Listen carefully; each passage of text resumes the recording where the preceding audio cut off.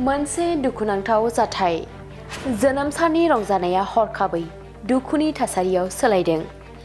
आमेरिकानि जर्जियायाव सासे भारतारि फरायसानि दुखुनांथावै जिउ गोमानाय जाथाय।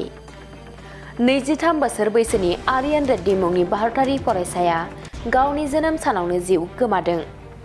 आर्यन रेड्डीआ केन्सास स्टेट मुलुगसोलोंसालि आटलान्टायाव बिगियाननि नैथि बोसोरनि फरायसामोन। बियो तेलेंगानानि भुबनगिरि जिल्लानिमोन, नाथाय आर्यन रेड्डीनि नखरा आथिखालाव उफल जिल्लायाव थायो।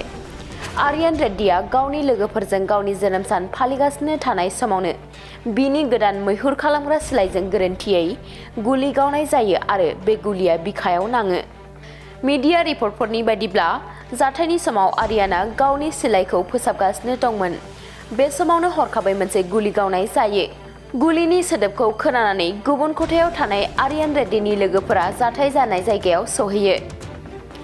थैजों बुंफबनाय आर्यनखौ लोगोफोरा थाबैनो देहा फाहामसालियाव लांदोंमोन, नाथाय डक्टरा बिखौ थैबाय होननानै फोसावदों।